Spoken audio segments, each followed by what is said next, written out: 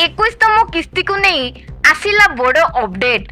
चाषी खुशी खबर 21तम किस्ती पाई अपेक्षा शेष होईछि।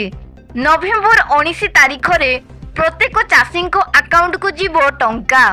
नवेम्बर 19 तारिख रे प्रत्येक चाषी अकाउंट को 2000 टंका स्थानांतर करा जीवो। एही सूचना आज नवेम्बर 16 तारिख सरकार एक्स हैंडल रे एहा घोषणा करिसेंती।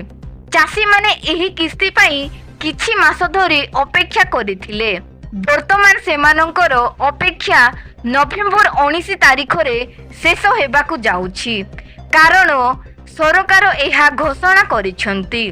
तथापि किस्ती स्थानांतर विषय रे सूचना प्रदान करिबा सहित सरकार आउ एक सूचना मध्य प्रदान करिसेंती। प्रधानमंत्री किसान योजनार 21तम किस्ती उपरे बड़ अपडेट। प्रधानमंत्री किसान सम्मान निधिर सरकारी एक्स हैंडल रे 21तम किस्ती केबे जारी हेबो से विषय रे सूचना दिया जाइथिला। पोस्ट रे लेखा जाइथिला प्रधानमंत्री किसान 21तम किस्ती स्थानांतर तारीख 19 नवेम्बर 2025। तेबे 19 तारिख रे मिलिबो पीएम किसान रो 21तम किस्ती। प्रधानमंत्री कृषक सम्मान निधि पीएम किसान रो 21तम किस्ती आसंता 19 तारिख तथा बुधवार रे प्रदान करा जिवो।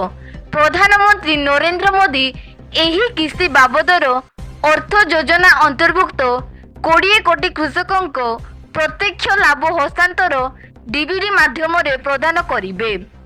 एही किस्ती रे प्रति कृषकों बैंक खाता रे 2000 टंका लेखाए जमा हेबो। पीएम किसान योजना रे प्रति कृषकों को वार्षिक 6000 टंका 3टी किस्ती माध्यम रे प्रदान करा जाउछि।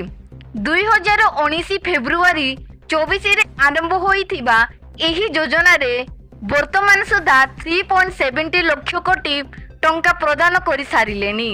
प्रधानमंत्री किसान हिताधिकारी तालिका ऑनलाइन रे किपरि जांच करिवे। सरकारी प्रधानमंत्री किसान पोर्टल रे परिदर्शन करंतु। होम पेज रे कृषक कॉर्नर रो विकल्प उपरे क्लिक करंतु। सेही विभाग रे उपलब्ध उपकारी तालिका लिंक चयन करंतु। राज्य, जिला, उपजिला, ब्लॉक एवं ग्राम भली आवश्यकीय विवरणी प्रवेश करंतु। कैप्चा कोड प्रवेश करंतु एवं सबमिट उपरे क्लिक करंतु। एहा परे आपणक स्क्रीन रे ऑनलाइन हिताधिकारी तालिका देखा जिवो।